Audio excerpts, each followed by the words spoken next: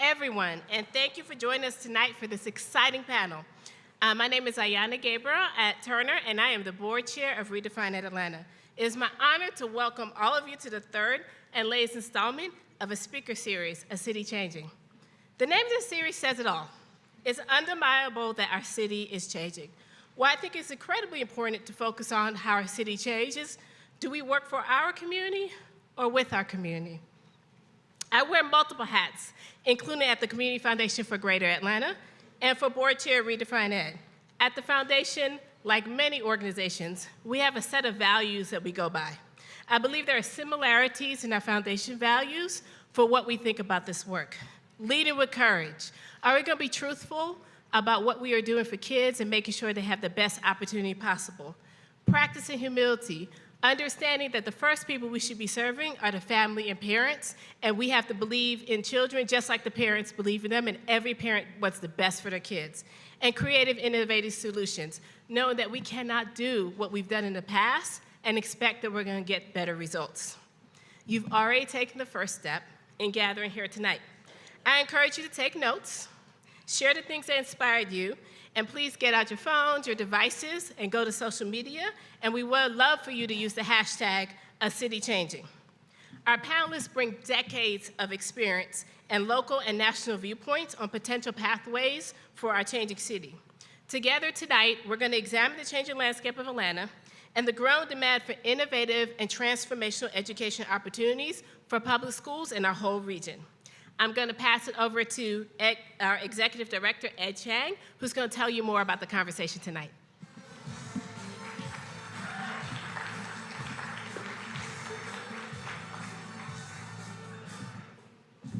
All right. Good evening, everybody. Oh, come on. Good evening, everybody. All right. How often do you get entry music, right? Thank you, Ayanna. And thank you again for spending your Wednesday night with us. Look around, beautiful people in this room. I love it. I love the energy. Before we get started, I do want to bring attention to the fact that my successor, the soon-to-be new executive director of Redefine Ed Atlanta, Angira Susi, is not in attendance tonight. Unfortunately, she is taking care of an urgent family emergency, and she does send her regrets, but she also sends her love to you all. So as Ayanna mentioned, the theme of this series is change, and it's a topic that our students learn and know only all too well. APS students who are in 4th grade today have currently experienced 4 superintendents. So I'm going to say that one more time. APS students who are in 4th grade today have experienced 4 superintendents. That's a lot of change. On that note, I know that Dr. Brian Johnson is on his way, and so when he comes in, we do want to pause to give a warm welcome to him because it is a great responsibility and we want to see him do well, stay a long time, and do his best with our children.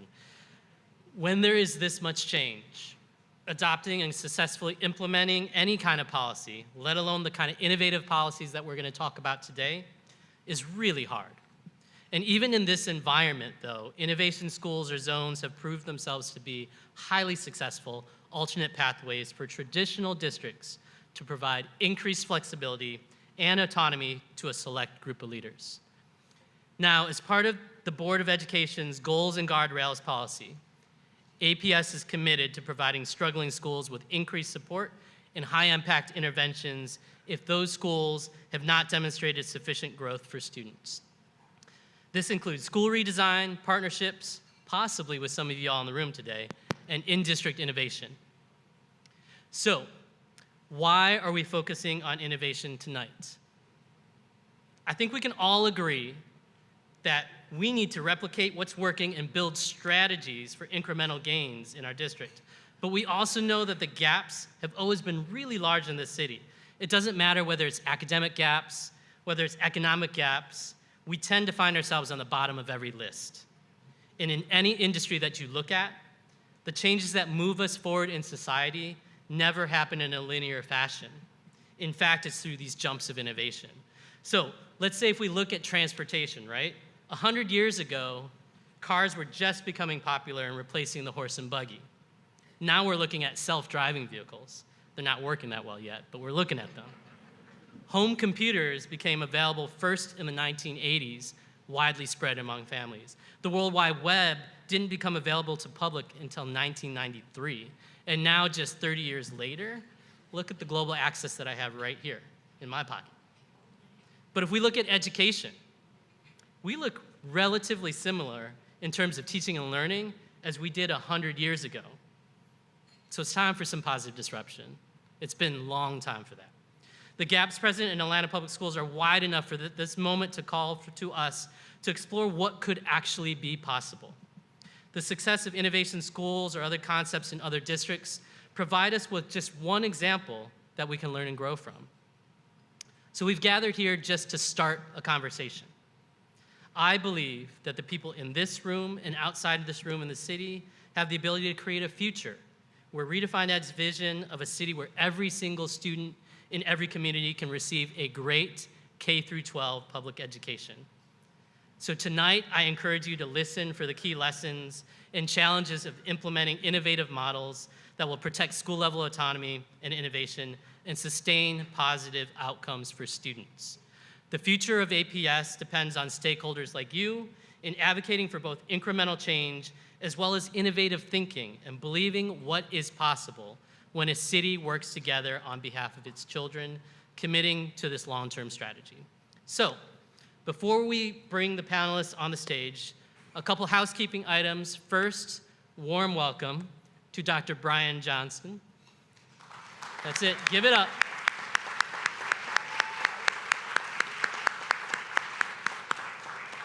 I understand that you wanted to meet some students, so thank you for doing your job and also for being able to find time to come here. So really appreciate you coming here to Atlanta, making the jump, and dedicating part of your life to our city, to our kids. So thank you. We wish you a long tenure and a successful tenure.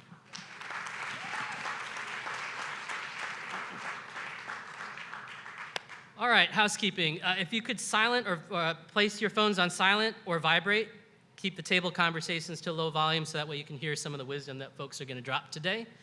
If you want to ask a question in the Q&A later on this evening, please write down your answer on one of the index table cards found on your table. To submit your question, just raise your card in your hand and a Redesign Ed staff member will come around to collect them, and we'll reserve about 30 minutes at the end for Q&A. And finally, the only other rule is please try to keep an open mind. We don't have all the answers, but we can have the conversation. And we have to be open to doing some things differently to create the best opportunity for our kids. So please now join me in welcoming tonight's moderator, Courtney English. As Chief Policy Officer and Senior Advisor to the Mayor, Courtney plays a vital role in addressing Atlanta's most pressing equity challenges. He was the youngest chair in the history of the Atlanta School Board. He currently serves on the boards of the Westside Future Fund, Star C, Greenlight Education Fund, and the Greenlight Fund, and the Fort Mac Redevelopment Authority. Most importantly, as an Atlanta native, I guess I can call out as a Doug High graduate, because I know he would say it. That's it. Drop the mic. And as a former classroom teacher, he is uniquely positioned to attend to the challenges that our schools face and to their potential. Let me give it up to Courtney English. Thank you so much.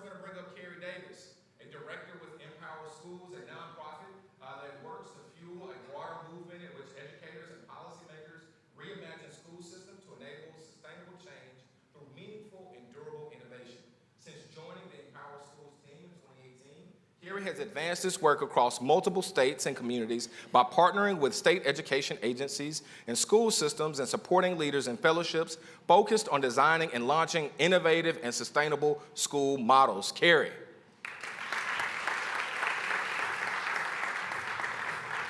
Wherever you want. Up to you. You're first. My friend, Dr. Diamond Ford. All right.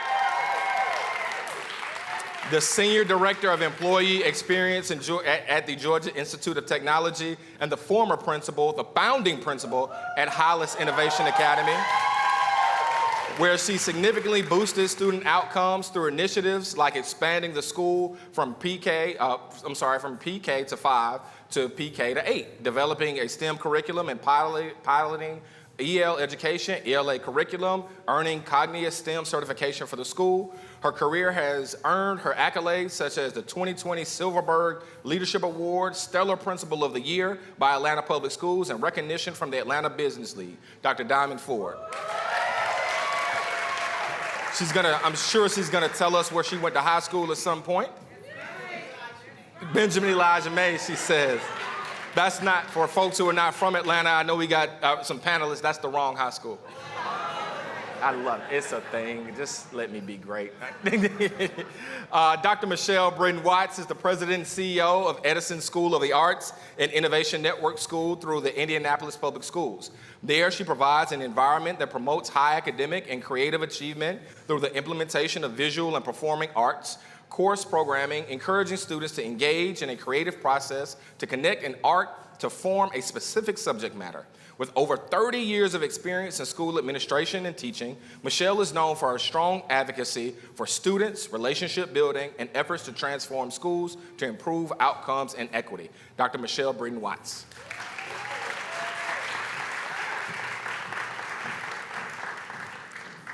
Last but certainly not least, Brandon House is the proud principal of Washington Irving Neighborhood School, another Indianapolis Public Schools Innovation Network school. He is also the Chief of Community Engagement for the Near East Innovation School Corporation, the school network that manages Washington Irving and Thomas Gregg Neighborhood School. House's leadership at Young Audiences Charter School led to significant increases in student academic achievement, student enrollment, and retention, as well as teacher retention. Mr. Brandon House, we'll make you a doctor. Congratulations, all the rights here. See what happens when you come to Atlanta? You're supposed to hand this to somebody, I think. So Carrie, we're gonna go ahead and get started with you, actually. So, you know, we get into this school stuff and it becomes like we got all these acronyms for stuff, and you know, it's almost the alphabet soup on one side, and then we got charter schools, innovation schools, neighborhood schools, we got magnet schools and small schools and all this stuff. What on earth help us make sense of all of that, and then tell us a little bit about innovation school zones, what that means, and why you think it's a critical part of the change infrastructure. Sure. So innovation schools are district schools that have the flexibility to structure their school model to better meet their student and community needs.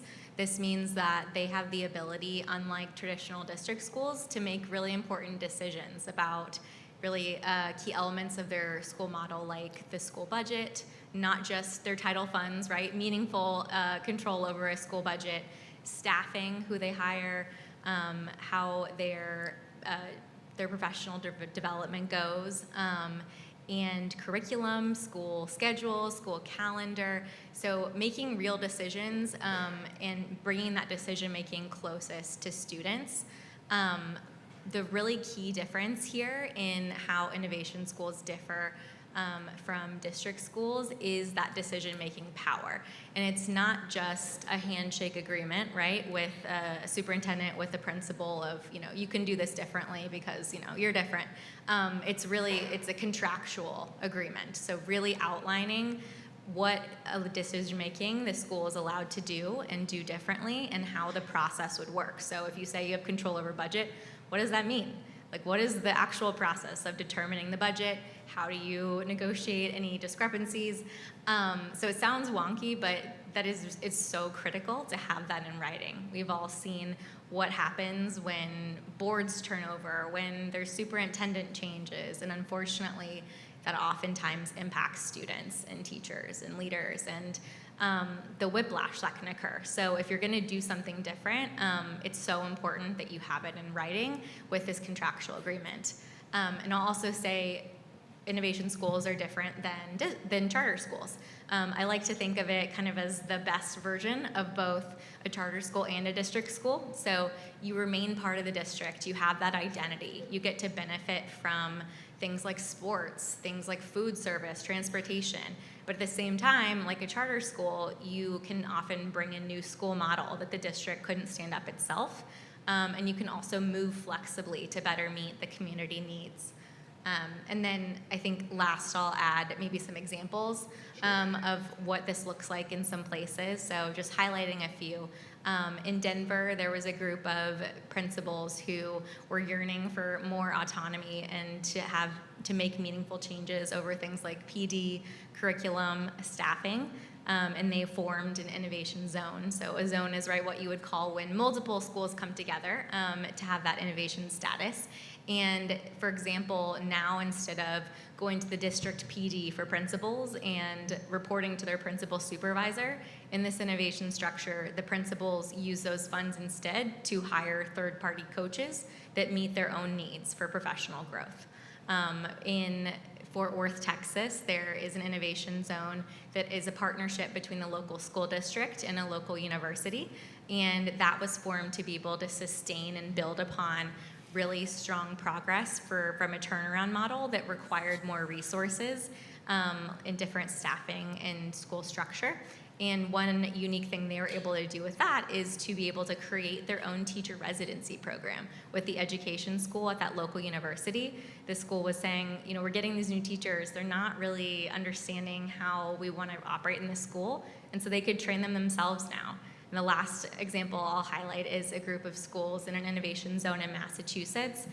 They had amazing academic results, but one really unique thing to highlight is that they noticed there was a serious discrepancy between their school leaders and their educators mirroring the students that they served. And so they were able to build a really intentional and effective and rigorous program to get more school leaders of color and more educators of color in the building to be serving their students. So I think it can be really different wherever it is locally, and excited to be speaking with you. Thank you, thank you. So Dr. Ford, Brandon, and Dr. Britton Watts, I'm going to come to you in 2 seconds. I want each of you to talk about the elements that made the schools you either led or currently lead special. What's in the secret sauce? But before I do, I got 2 more housekeeping things, because I just looked up and I saw our board chair in the house. Board chair Erica Mitchell, raise your hand. Let the folks see you. Them 2 people right over there can fix anything. So right over there. And I think I saw board member Ishay Collins. She was certainly here earlier, but we want to give her love and respect. And then we've got, I think, board member Alfred Chivy Brooks. I see his hat. I don't see his face. Yep, I was right. And then we have Representative-elect Rashawn Kemp is in the building. Yep. Yeah, and anybody else, all y'all important folk, raise your hand. Oh, that's everybody. Thank you, everybody. Thank you. Come on now. It's good. Yeah. So we'll continue. We'll start with you, Dr. Ford. What's the secret sauce that made Hollis such a special place? Well, first of all, I would have to say it's the people within Hollis. I think that in order to create an innovative school and to champion a mission, I myself can't do it. It does require a very dedicated staff. It requires parents that are invested and passionate about their children. How do we make sure that we continue to partner with them? And I think it also creates an opportunity, the secret sauce is really about the community and how the community comes alongside of you to bring a innovative school to pass. And so I think the secret sauce are those three things. And then I would be remiss to say a curriculum and curriculum partnerships that can really kind of support and be an engine to support that. So I think those are some big pieces related to the secret sauce. Is this your team over here? That is my Or, team. like, do you go with them everywhere? Or Yeah, we go everywhere together. I will say this. How long ago did you leave Hollis? 2 years ago. 2 years. I just want to point out that the fact that her team showed up for her for this conversation is incredible and a powerful testament to leadership. So, Brandon, let's go to you, and then we'll come to you, Dr. Britton Watts. Tell us what's what. Yeah, I think to understand Washington Irving Neighborhood School, to understand the Near East Side Innovation School Corporation, you have to learn the history of where our school stands and some of the background that sort of led to the Near East Side Innovation School starting. And so with that, School 14, which is Washington Irving, and School 15, which is Thomas Gregg, they're both underneath this network umbrella. They're one of the oldest schools in the district, and they're located on the near east side of Indianapolis. With that, there has been just a history of organizations and leaders that have lived and worked and worshiped on that side of Indianapolis. And so they've been there for years, decades, and they're not leaving. They have a stake in that part of the community. And so, in the late 80s, early 90s, for both of those schools, there was a pretty impactful leader at each of those schools. So at School 15, there was a leader, Dr. Willard Litz, who was there for 30 years. And so he understood the importance of making sure that he was connected to the community and making sure that he was connected to the people that lived in that community. And so he spent a lot of time investing, walking up and down streets. I was there as a teacher in the early 2000s, and he had already retired for 20 years, and he still came and walked up and down the streets with us and connecting with students and families. At Washington Irving, there was a principal. Her name was Liz Odell, and she sort of capitalized on this idea of being a community school. And so, in the early '90s, you heard Ed mention about computers were becoming popular, and so take this school that was in a deeply urban area, and she worked and called up IBM and said, "Hey, we want personal computers for every student in our building," and she got that. And so she tells the story about how the computers were so new and so fancy that families didn't even want to open up those personal computers and put them in their buildings. So that history has already existed. And then as time went on, there were opportunities where principals were turning over, and we saw a lot of transition in both of those schools. So the neighborhood came along and said, you know what? We love everything that's going on within the district, and we also know that we can do great for our community. So why not partner together? And so that's where this idea of having a community school, a neighborhood school, came about. That was innovation. So on our board, the secret sauce is that all of our board members are people that live, work, and worship within the community. And there are a lot of partnerships that go there. So we also have partnerships that are within our building that are neighborhood partnerships because of the demographics of our families, the socioeconomic status, some of the housing instability challenges that they're facing, food instability challenges that they're facing. All of that is housed within our building, so our students can get access to those before they even think about accessing academics. And so the other thing I say is a key piece for our school is that we have a service learning model.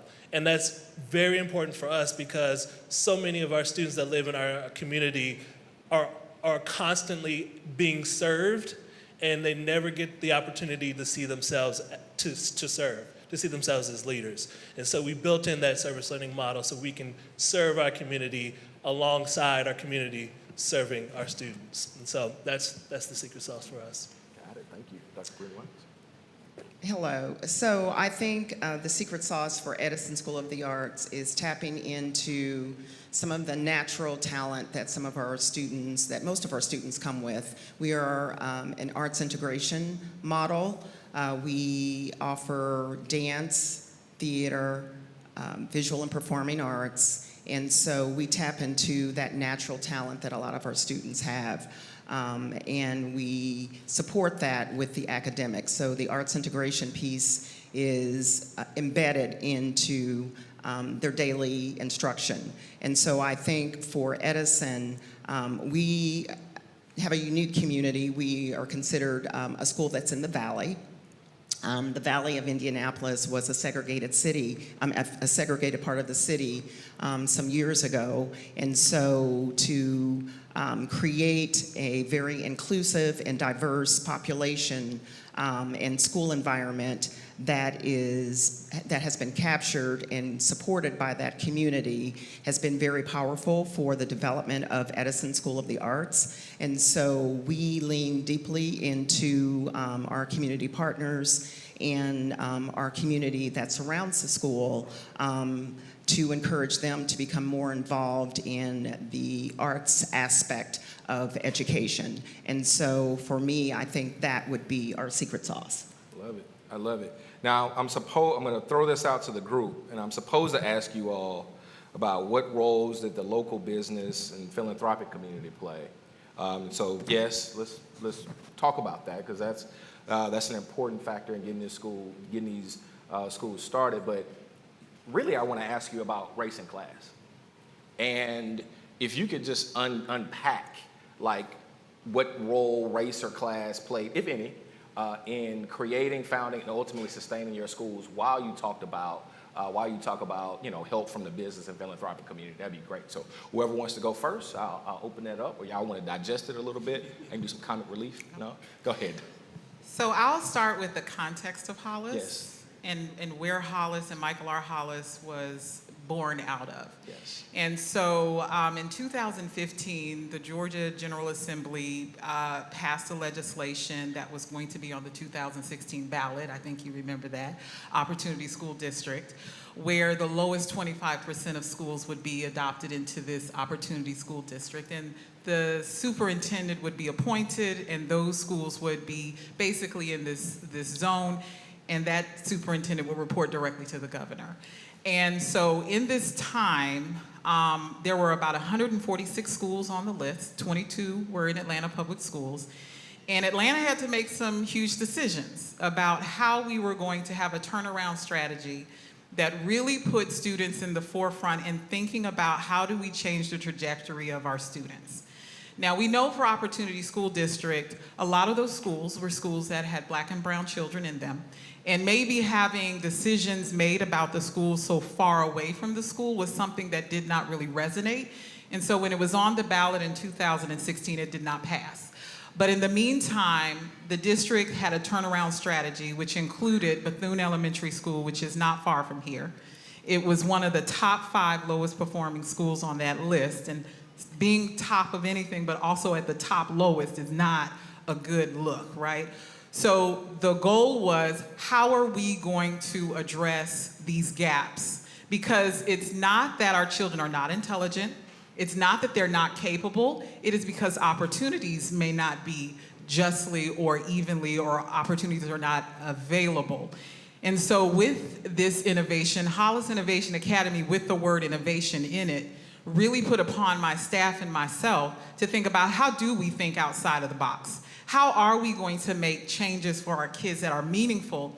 And how do we really, for our clients who are our parents and our community, live up to what they are asking for is better? Because every parent, regardless of where they are from, wants to feel proud. They want to know that their school is delivering, and they want to know that their children are on the right path. And so that was our charge. And so thinking of that, we had to come together as a community, as a parent group, and the secret sauce that you're talking about is, one, our staff and our professional development for our staff, and some of those outside partners that we sought, outside of the district. We looked to EL Education to provide some of those supplemental services. Their curriculum really gave opportunity for our kids to see themselves in the curriculum, so that was important. So departing from the district curriculum into uncharted territory where we had a separate curriculum. So there were not resources within the district to help coach us through this curriculum. We had to purchase those from outside the curriculum. And then not only that, we had to look at what about our partners within the community, because everyone came around the table to embrace this school. And so Georgia Tech came to the table, NCR came to the table, Mercedes-Benz came to the table, Chick-fil-A came to the table, and all of them as a community said, we want to also support. So I think that when we think about this barrier of moving, the challenge is really about how do we create and release some of these very centralized ideas about a traditional school and relinquish that into the school where it's closest to the students and closest to the parents so we can deliver on the vision. I would totally agree with what Dr. said there. I think that mobilizing the businesses, corporations that surround our school has been very beneficial. We're pretty centrally located. We're like right in the middle of the Lilly pharmaceutical company. And so they surround us, and we have a new business that is relocating, the Elanco Corporation. They're moving their headquarters literally across the street. And that company produces pharmaceuticals for animals. And so they have already come to the table and said, you know, how can we support the school with any of your endeavors? So I think just as it relates to community involvement and partnerships, I think it's essential that the key hitters that are within, you know, close proximity to your facility or your school are invited to take part in various activities and become a thought partner for you as you begin to expand your curriculum or as you begin to add on to what's happening with your school design. And so that has been very beneficial for us. We continue as a new partner moves in, we invite them to the table, we have monthly community meetings, and then as they form their community partnerships and their community meetings, they then invite us to the table. So it's a reciprocal type of relationship. And they also connect us to additional partnerships where we may not be aware of, or they think that there's a partner that could really support something that we have going on in the school. So I think just, you know, keeping that open lines of communication and keeping a listening ear. A lot of times I go to these meetings and I just listen. And then oftentimes, you know, whatever the topic might be, they then circle back to the school with the thought and said, how can we best engage and support the school with this endeavor? Yeah, when both Thomas Gregg and Washington Irving came about, the neighborhood really took the approach of thinking about what is preventing our academics from improving. And so it wasn't that we didn't have great teachers, it wasn't that we weren't spending the time on the curriculum, there were other factors, and namely those factors were that our students didn't have stable housing, and our students didn't have access to food or clothing and things like that. And so particularly at my school, Washington Irving, we have about 95% of our population is African American. A little over 98% of the population is considered low socioeconomic status, free and reduced lunch. And then a part of that population, 23%, are considered McKinney-Vento students or students that are homeless, and so which is the highest in the state. And so with that, our community partners understood that they have the access to provide those resources for our schools, so that way we can get to the learning. And so we have a partnership with one of our local neighborhood centers, and so they own a couple of pieces of property around and within our neighborhood, so they can provide stable housing. So there's about 150 kids that go to Thomas Gregg Neighborhood School, and right across the street from Thomas Gregg Neighborhood School is an apartment complex specifically designed for students who are experiencing housing instability, and they must attend Thomas Gregg Neighborhood School. For Washington Irving Neighborhood School, they own about 17 different properties around our neighborhood, and the students that are living in those properties attend Washington Irving. So that's one piece, as well as we also have the community partners that are housed within our building. So if we ever have a family that says that we don't have access to food or we don't have access to any resources, we used to send those families down to the neighborhood center to get access, training, whatever it might be, but we found that those families didn't feel comfortable. It was embarrassing. And so instead, what we did was we brought those organizations within our building, and they have a room within our building. So when a mom comes and says, I need support with whatever it might be, we just send them to that room, and they get that immediate access. And that wasn't the idea of the school leaders. That was the idea of the community coming in and saying, hey, we have these resources. How can we best support you?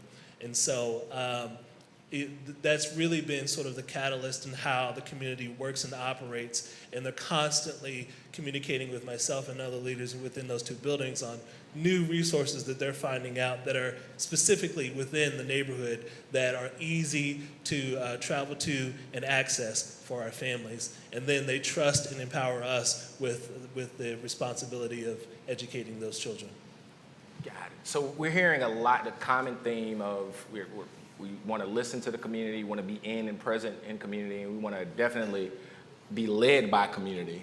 But what if community doesn't trust you, right? Like what if community says, I don't like, innovation school sounds like a charter school to me, and I don't like charter schools for whatever reason, right? I'm not saying anybody in here thinks that, and I'm certainly not saying anybody in Atlanta thinks that, right? But what I'm getting, the reason I pose a question about race and class specifically is because a lot of the schools that you all work in serve either minority students or students who are homeless or students in need. And inside of those communities, what I have found at least is that there's just been so much broken trust, but caused by so many broken promises by government, whether it be the school system, city, county, states. We are hurting, right? And so how do you overcome that pain, right? And we also know that pain is mostly felt it's disproportionately felt, I should say, in minority communities. So if I'm coming in and saying I'm gonna do something new, Carrie, talk about who needs to be at the table, because new, I've been hearing new for 20 years. And the housing still looks the same, the street still looks the same, the school still feels the same. Tell me who we get around the table to help overcome those barriers, and I'll open that up to everybody else too. Yeah, so it's got to be a big table. I think part of the innovation school structure just inherently is inviting of partnerships and bringing decision making closer to students and families. So I think as we think about who should be involved, I'm going to start going through the list. Of course, your school leader.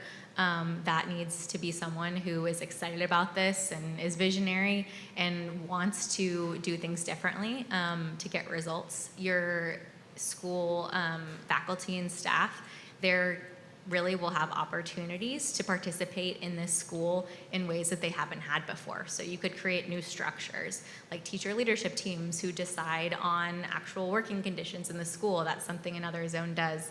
And then you'll want to listen, of course, to the community and students and staff as you're designing something. What you don't want to do, right, is design something new, as you were alluding to, and say, here, I hope you like this. Like when you're designing it, those people all need to be at the table so you understand what their needs are, what the priorities are.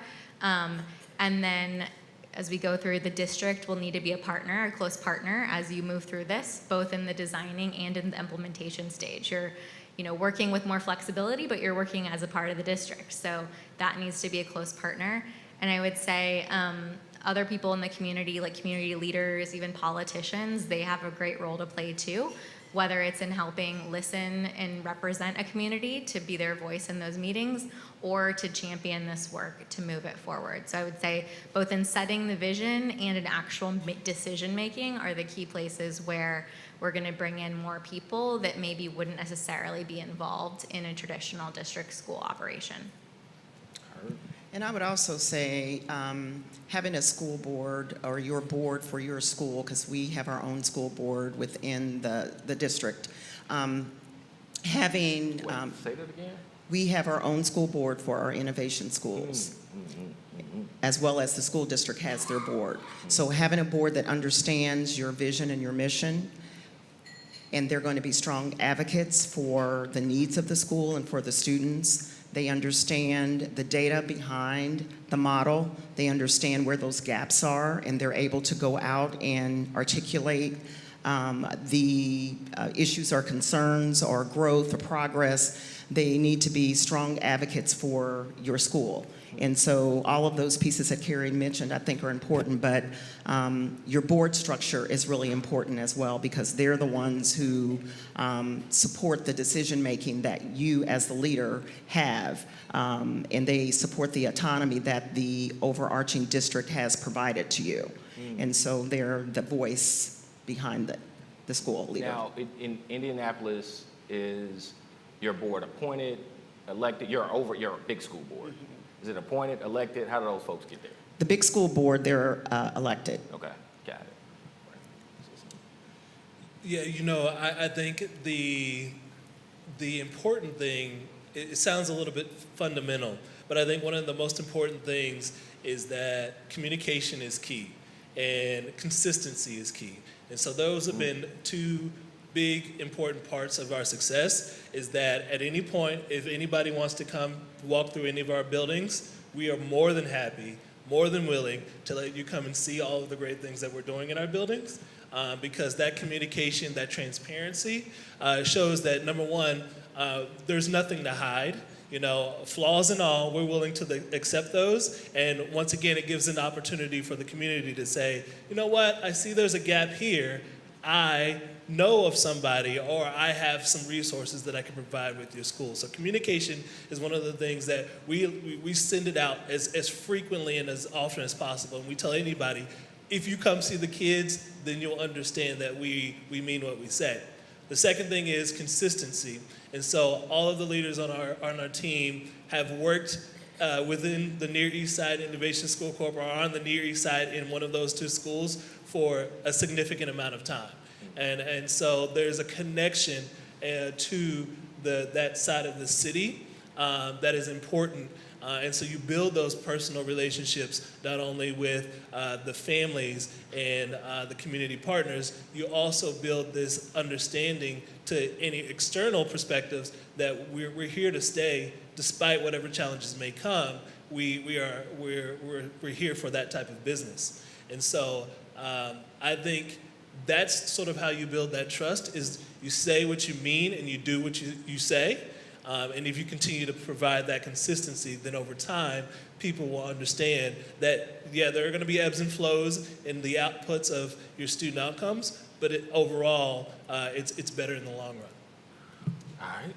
I will say that in piggybacking off of what you've said, Hollis Innovation Academy had a unique structure where, like a board, we had a Go team, but we had members on our Go team from the West Side Future Fund. And so the way in which we operated, almost imagine having an amplifier, a cheerleader, a champion on a regular basis that was talking about Hollis, putting you in spaces to talk about what is the need, and constantly coming to the table and say, well, what else do you need to do to get this thing done?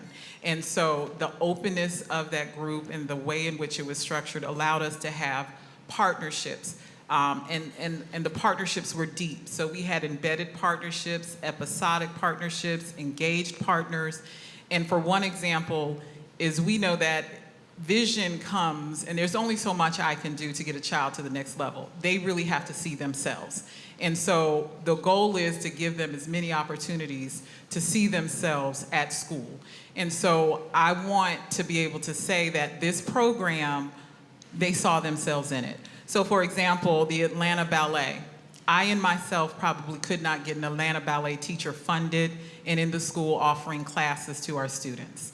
I couldn't get them to have a teacher there full-time on our staff. However, working in partnership with a community advocates like Westside could champion that message and say, hey, Atlanta Ballet, we will fund this 1 FTE for Hollis to have this. So that a child in our community that does not normally get to go to ballet classes at the Atlanta Ballet can have Atlanta Ballet classes at Hollis.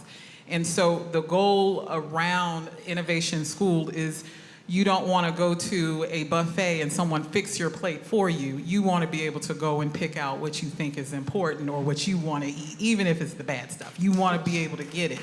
And so the whole idea and analogy of that is that you want to be able to, with your community, with your teachers, with your parents, to say what's important to you, and let's put it on the plate, and then to have that backing of how can we get this done is really, a game changer for an innovative school.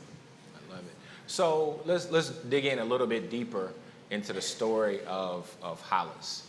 So you talked about the community support that was built. I believe, was Dr. Tatum on your GO team at one point? She was, yes. So for everybody, so Dr. Tatum is the former president of Spelman College, and we love her to death, but that's the kind of firepower they were bringing to bear. This is a GO team, right? They're showing up in meetings almost every month trying to figure out how to help Dr. Ford and her incredible team do their job. It sounds like, I know you all had some amazing gains.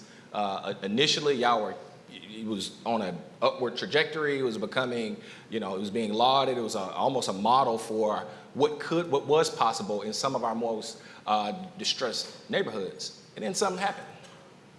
And many of the innovations of the autonomy that you had while you were there were stripped away. So talk a little bit about that and why. We know you're a rock star, and then when you left, it didn't just, in spite of a hard-working team, that trajectory was kind of stunning a little bit. What happened? So Hollis had a lot of autonomies and flexibilities granted, and some of them were broad, and then some of them were still a little bit controlled. And so, one of them that I will speak on is the EL education curriculum, where we were able to identify this is the curriculum we want. Heavy investment in professional learning, because understanding moving a school off the list in 3 years, beating the odds, understanding the whole science behind reading and getting students to a place where they feel confident, and we have teachers that are confident. It takes a lot of professional development and investment in learning, an embedded process within the school for how teachers learn in real time, a curriculum that is curriculum for PD. It's not just curriculum we go and sit and get, but we always know that triangle of getting lecture style is not the way in terms of professional learning teachers get to learn. It's in the moment, in the flow of work. And so having those things supplemented were huge change for our staff. We had very few turnover because people wanted to come to Hollis because our partnerships folks were taking care of them. So I think what happened in terms of movement is that when I left, vision for what the school was and how we wanted to move the school forward was in a document that was an MOU. However, if it doesn't have the support or the continued investment from both parties, then I myself am the one keeping it moving, right? If I'm outside of the equation as a principal saying, yes, this is important, this is what our families need, this is what we need to do, and continue to kind of keep that engine going, then it does tend to start to fall away because vision changes.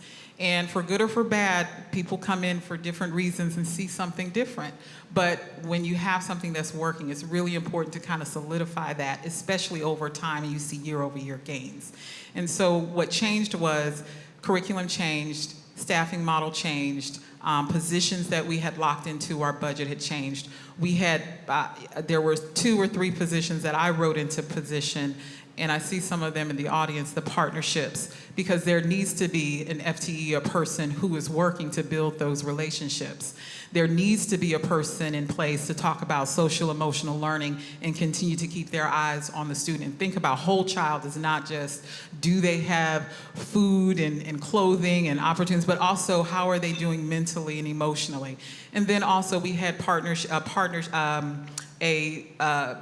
public relations and social media that made sure that we were demonstrating and reporting out and sharing publicly what we're doing, that transparency. So I think what happened was that there were some absences of some very strong pieces in place to keep the things that were important to Hollis in place, because as one leader leaves, then it's possible for another leader to have a whole different idea about what's going forward. So locking some things in place would have been helpful for Hollis. Right. Now, I mean, that sustainability question, I think is critical, actually. And so we're getting ready to come to the audience actually, we have some questions somewhere, I think, already, and then we'll move to some audience questions, some live questions in a second. But it does us no good, right, to get a good thing in place, to see progress, and then a few years later, that thing fall apart, right? So what other lessons have you all learned or gleaned from sustaining your own change efforts inside of schools that keep the good going? Like, what do we need to do or be thinking about how to make that happen so that we don't fall off a cliff and revert back to stuff that wasn't working? Anybody? Tell us what to do. Thanks. I think for me, I took on this position in January of 2024, so some of the pieces for sustainability were there, but what I have learned since I've sat in this seat is that you have to keep strong documentation and document as you go, not just, the good, but you have to document the bad and what are your strategies in addressing those and formulate a strategic plan. I'm currently just wrapping up a 5-year strategic plan that I've been working on so that, God forbid anything happened to me, we still have a blueprint and a framework for how to move forward and how to best use the arts integration model to continue to move the needle for our students, especially our Black and brown students. As we have worked really hard to close the gap in some areas, there's still a lot of work to do, but putting specific, strategic, and intentional actionable steps in place that are documented, that could be a template or a framework for someone who would come in after me to continue to move forward. Documenting, where we are, how we're moving forward, and where we need to be. I think our network is in a bit of a unique position because the members that serve on our board, like I said before, have been in the community for many, many years. And so they are connected to people that have been in the community for many, many years. And so when I came onto the team, it wasn't, Brandon, what is your 90-day entry plan as a principal? It was, Brandon, here's where we are, and here's where we'd like to be as a neighborhood. We've seen it. We've been through this for the last 30 years or so. And so we know what it can be, and we know where we want it to be. And so I think what helps with the sustainability is having, very vocal and active community partners, board members that, it's kind of what was mentioned, may have been the key piece that was missing from Hollis, was just like those people that are really willing to carry that torch no matter who's in the seat. And so, when we came on board, we've known a lot of those members for a long time, but they had no issue with saying, this is what we want, whether you're here or not, this is what we want.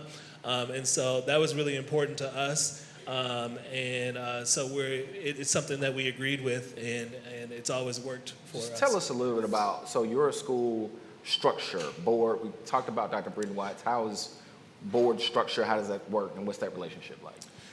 Yeah, so the board structure for us, obviously we have our network school board, and once again, those are all members that live, work, and worship on the Near East Side. And so then from there, with the innovation partnership, obviously there is an agreement to sort of present some of the things that our school and our school board is working on to the Indianapolis Public School Board.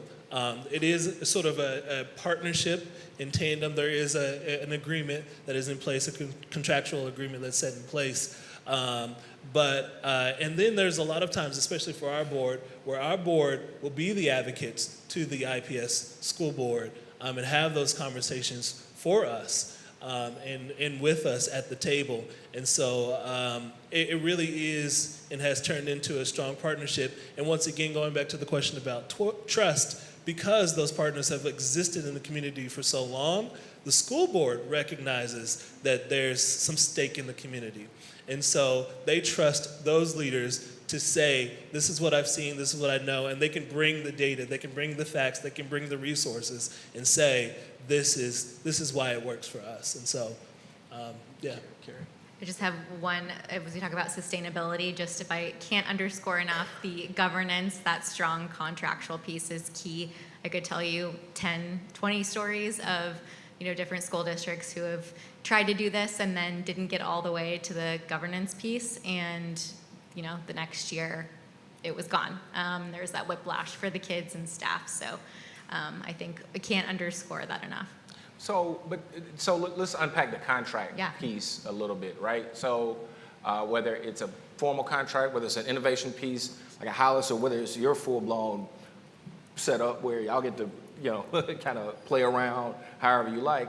As a school board member, how do I hold you accountable long term? And what happens if you don't hit whatever those metrics are? And also, right, the school down the street has been failing kids for a generation. I'm sorry, I'm just talking about what I'm talking about. The school down the street has been failing kids for a generation. Nothing happens to that school, and it is allowed to fail kids for a generation. But if y'all don't hit whatever metrics are inside the contract, right, then I'm assuming your school gets closed, shut down, something bad happens. How do we wrestle with that? And what would you say to a school board member or a recovering school board member about that? I love y'all, I promise. About dealing with like the need, sure, for innovation, but also I gotta hold folks accountable for results. What does that look like? Well, in Indiana, we have guardrails with the legislation because there is innovation law that falls under charter law that the legislature has passed. So that is, I would say, the guardrails that support the partnership that we have and the contract with the school district. And so the school district does have a metrics and a framework that they judge us by. And we are responsible for hitting specific targets and meeting compliance in certain areas. I have not found out what happens if you don't meet them yet because I just got there in January. But I would think that there is a period where you're allowed to make adjustments before it goes straight to closure. But there are hard conversations regarding where you are with in meeting the compliance components and meeting the benchmarks that have been set, and just reporting out to your board, and your board does hold you accountable to that because the board then has to then face the larger board with the school district if certain items are not met. So there are systems in place for that. Again, I have not experienced the what if yet because we are not going to get there. We are moving in the right direction, but I think that the metrics that we are held to does provide opportunities for the leader to do some self-reflection and work with the building-based leadership team to make the necessary adjustments to meet those particular goals that have been set. I'm happy to also speak to the school board perspective. I will say, a side note, I've always wanted to be on a school board, but I have never been on a school board. But if I were a school board member, I would feel so much more confident having this structure than not. As you mentioned, right? I'm sure you have schools that are in the portfolio of the district that aren't performing and you can't do anything about it. But this structure, right, you know the terms and you know what the expectations are by year, and there are progressive consequences so that if something's not working for kids, it doesn't continue. It doesn't, get shut off right like that. Like it's probably right a monitoring period, but it's not very long. So I would personally feel a lot better having that structure in place if I were a school board member. And the authority is on the school board to authorize this. So essentially, right, the full control is from the school board as long as you're getting results. I think that understanding guardrails and consequences is important. And I think for principals in the seat of principalship, we're very clear on what we need to do to ensure that we don't get into those consequences. But there's also the other side, which is the positive psychology of school and motivating people. I think for offering a plethora of innovation and flexibilities and autonomies that are available should you go the other direction are also a motivator.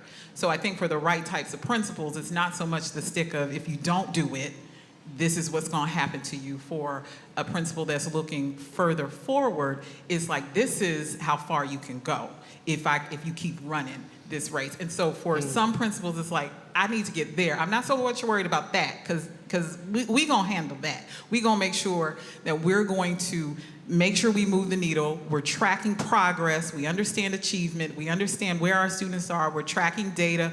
We can look at letter, name, sound, influence. We know where our kids are, and we have mechanisms and processes to understand our metrics, and everybody in the building understands their metrics, down to the students, doing student-led conferences. So those things are going to continue to move. But I need, as a principal, not the stick that's waving that don't do this. I need the one that says run this way.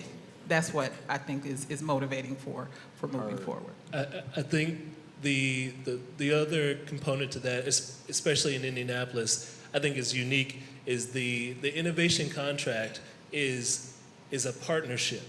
And so if you are on our network school board, you're in this sort of unique position to be really close to the work, to be really able to see what's going on in the building, and you can hear from the school leaders to see like, okay, is this where we wanted to go as a neighborhood, as a school, as a community? And then you can either push the leader to go towards that goal, or you can have that conversation with the district and say, you know what, these metrics that are set out may be a little unrealistic. Let's come back to the table and have some more conversations about that. And so I think that's something that, the benefit of being an in-district innovation school is that we have that like two-way conversation, and we can say, we understand where you're coming from with these metrics, but we also understand what we see in the building day to day. Is there a way that we can have a conversation and meet somewhere in the middle? Got it. So we're gonna get y'all's questions ready. I think somebody somewhere is walking around with a mic. While we do that, I think what we tried to do with Hollis was formed from a foundational belief that, one, the function of leadership is actually to create more leaders, and that one of the most powerful things people in leadership can do is give power away. And then thirdly, it's the notion that the people who are closest to kids are in the best position to make decisions on behalf of kids. And so that mindset, I think, is a theme that I've heard from everyone up here, because y'all are in it every single day. And we got a current teacher on the school board now, which I think makes all the difference in the world. He's still in my teacher shine, but that's okay. That makes all the difference in the world because, I think I'll just say it from my perspective, my first board meeting at 24, walked out of the classroom in December into the boardroom in January, and I was like, y'all just spent $30 million and none of that stuff's gonna work.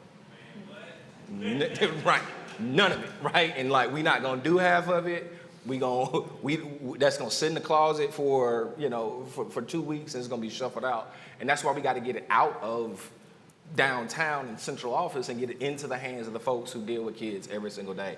I fundamentally believe in the power of our teachers. I fundamentally believe in the power of our principals, and we gotta unleash folks to go be great and have their backs when necessary. So that's my 2 cents on it. But where we going? What am I supposed to be doing now? All right. Okay. Oh, we got questions. All right. Oh, wow. Okay. How do we focus on employee wellness while pushing innovation and results for kids? How do we keep folks healthy, whole, and we're driving, but we don't want you to drive off the cliff. So what do we do? So, my crew, we always talked about employee well-being, and that was central for us because we know that the mask goes on us first, and then we can feed the children. And so really thinking about how do we build this sense of crew, and whatever we do crew, and that's really checking in with each other and thinking about what are those unrealistic expectations. Teachers and folks in the school need to have a seat at the table because I may not visually see everything too in my seat, and they have a better view. So they can inform and say, here's what I think should happen, or this is the direction, and giving them the autonomy. If autonomy has been given to me, I then need to give it to you and trust in your role that you know what to do, provide you the training, development, coaching along the way, keep checking in and things like that. But I think for well-being, we always made time for each other to come together, to check in on your well-being. Who are you? How are you? And really seeing a person for who they are on your staff, I think that helps go a long way. Yeah, very much the same thing. And we have created within our building, we have a Zen Den for teachers who feel like, okay, I'm at my limit.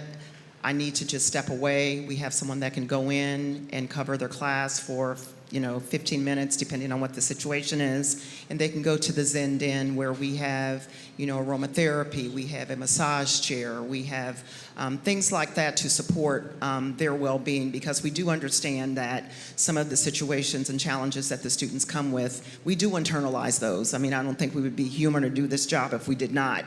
And so we provide that space internally, but again, we constantly do the check-ins. I think that is very important. We provide space and time during, we have early release on Wednesdays where we have professional development and planning time.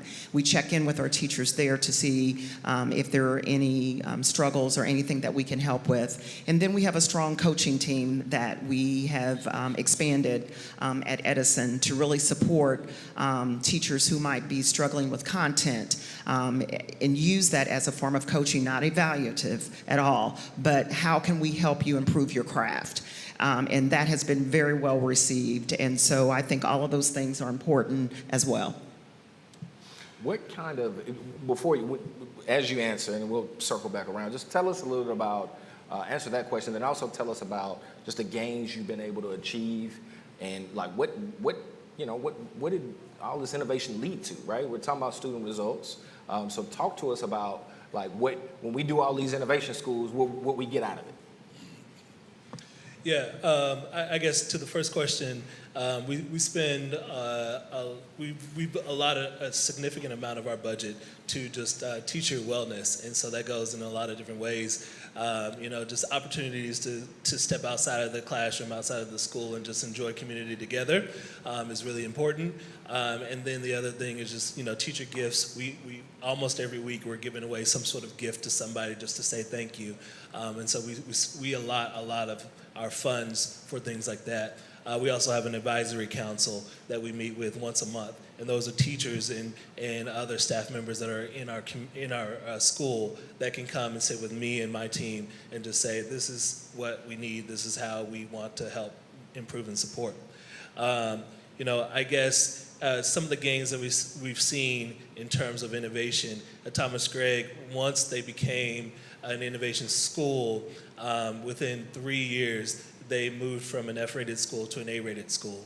And so that was just due to a lot of the work, just addressing the base level needs of our students. Washington Irving, we're in our second year of innovation.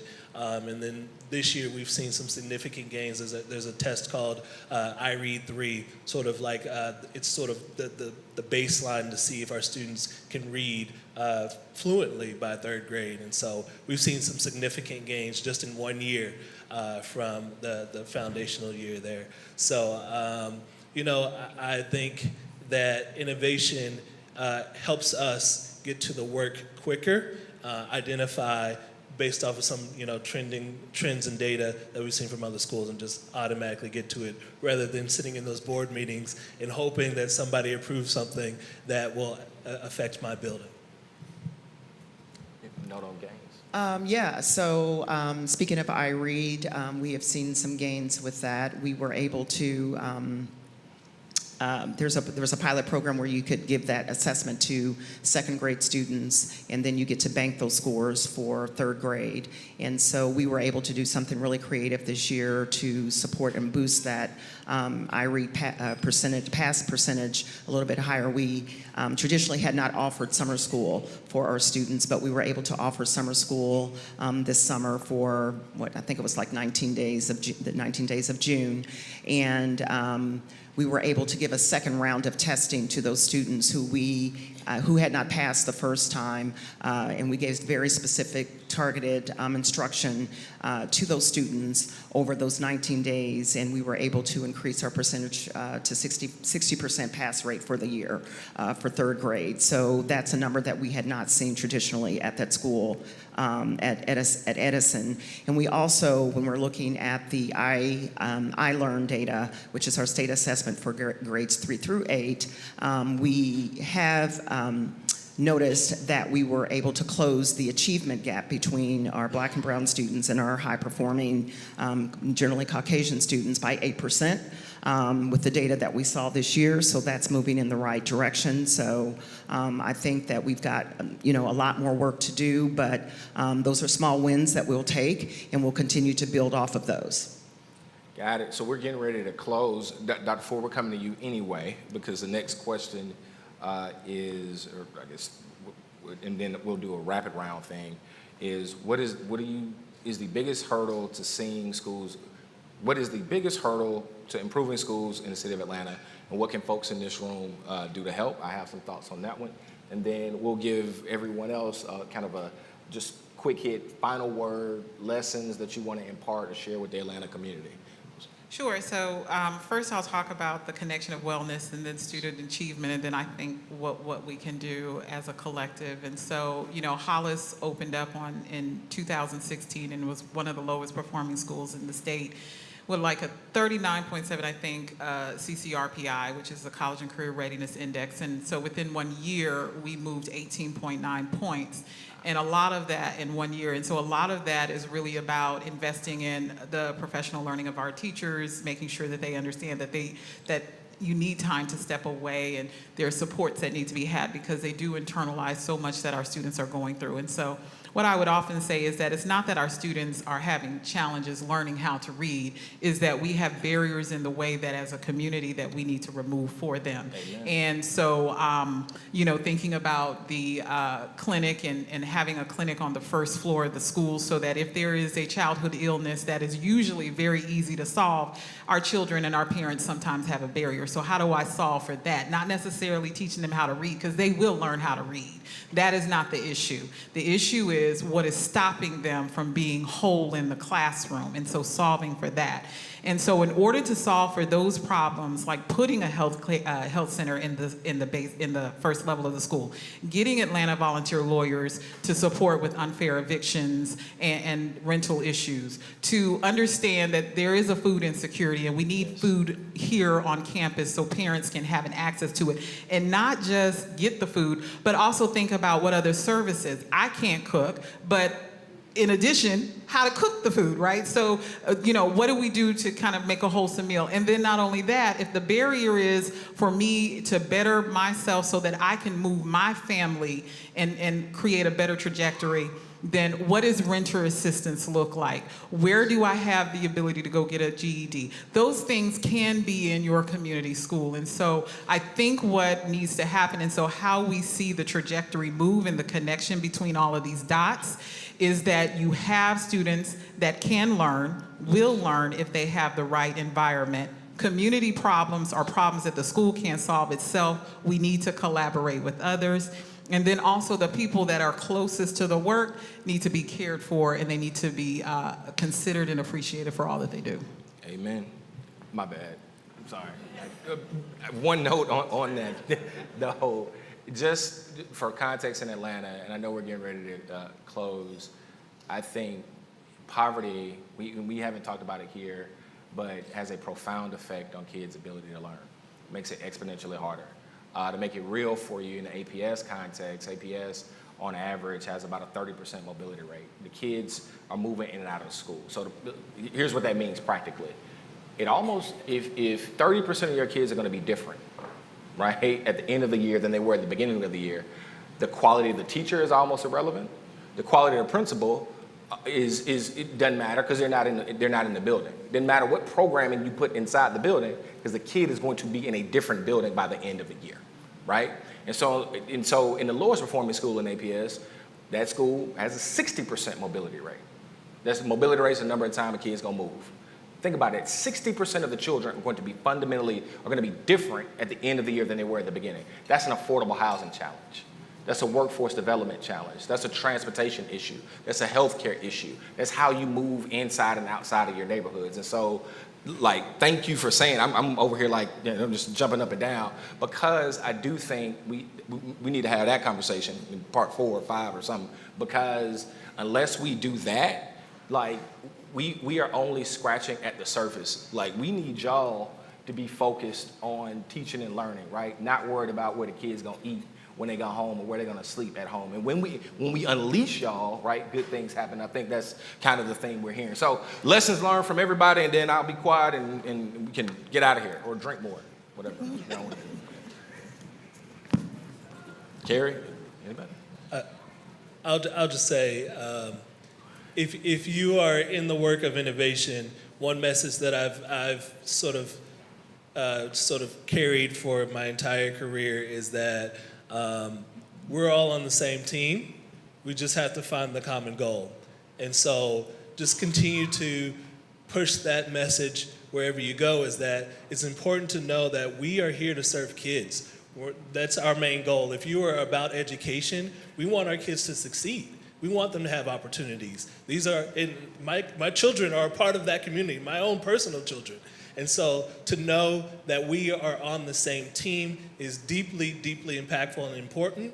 And then once we can get that common understanding and trust, then it's about finding the common goal, because in any capacity there's a different goal, but how can we reach the same goal and understand that we're all gonna move and we trust each other to move in that direction. I was going to say something very similar to that, so you jumped in my head. Having the right people on the bus, I think, is important also. There's a lot of people who say that they understand the demographics, or they understand the vision, or they understand what we're trying to do. But oftentimes, some of those people can create barriers to success that were just identified. And so I think spending time to ensure that you have the right people on the bus who understand their skill set and how they can maximize and leverage their skill sets to meet the needs of the students would be my final thought, because that hinders the work.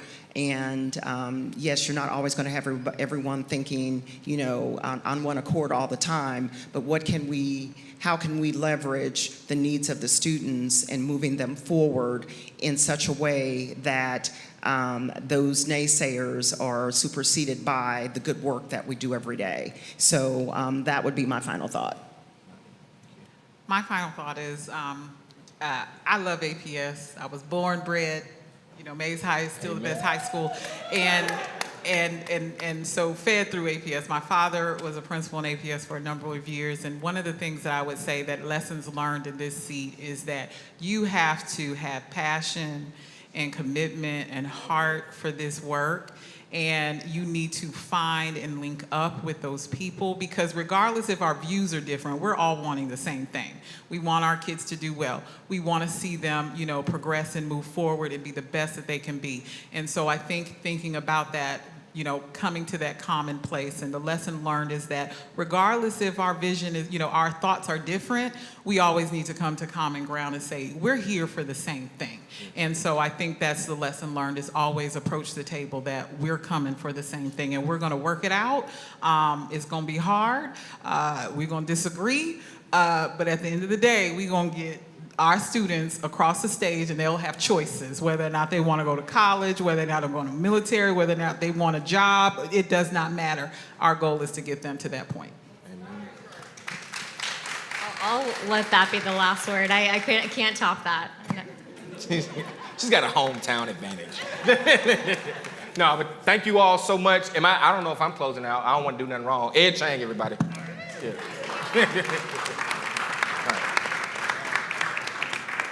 All right, let's give it up for the panelists again and for Courtney. All right. What a night, y'all. Let me recognize also, we do have some board members and district staff members from Clayton County and from Cobb as well. So raise your hand if you're still in the room. All right, give it up. We got Trey over here. I think I saw Benjamin Straker over there as well. So just give it up. I just want to recognize who's in the room right now. So just like make some noise. First of all, if you are, let's see here, let's say if you're a nonprofit leader or somebody who works in a nonprofit, make a little bit of noise for yourself. All right, if you are an Atlanta native, are you in the room? A lot of y'all. Look, walk around Atlanta, you don't hear that much noise like that. This is a good room. Let's see here. If you are working in a district or serving as an elected, make some noise here. Come on, we need more of you. All right, I see you. If you're a funder, make some noise. All right, we need you. If you're working in a city capacity, make some noise.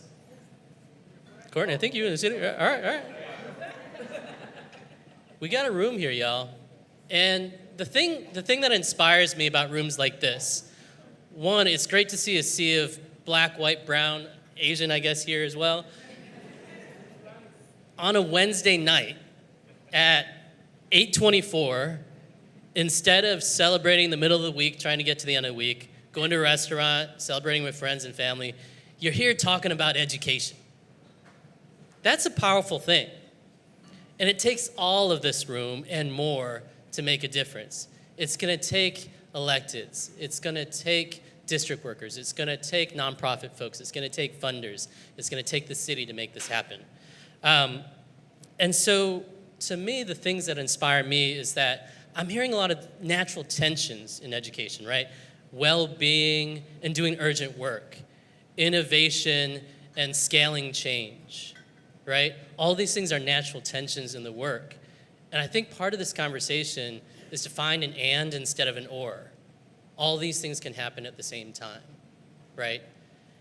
And I think like sometimes we're just bound by the limits of our own imagination. And so the speaker series here is designed to help us widen our scope of our own imagination by bringing people who've done creative and innovative things in places that are here at home and also around the country. Because again, if we can't imagine it, how can we actually make it be, right? And so how do we broaden our own lens? And so I want to take a moment just to recognize all of you and to thank you for being here, because you took your Wednesday night out to talk and listen about education and to be engaged because you care, all right? You have a card on your table. So if you want to stay engaged, I want to encourage you to follow us on social media, sign up for our newsletters, consider joining our field organizers, being in the work. Because honestly, the health of our students and the success of our students is a direct reflection of the health of our city. And again, our superintendent can't do it alone, our board members can't do it alone, our teachers and our educators can't do it alone. Like Courtney said, it's also gonna take us working together to combat all the things that educators are forced to deal with, everything from housing, mental health and all that stuff, all the things all but to teach. So it's gonna take all of us and all of our efforts to make this work. Nobody can do it alone, but together we have and we will continue to create a better and a stronger Atlanta, and you all are part of that. So please stay engaged, please stay invested in this work, please stay in the conversation, have conversations with each other, have conversations with us, and let's work towards a better future. So thank you again. Have a wonderful, wonderful evening.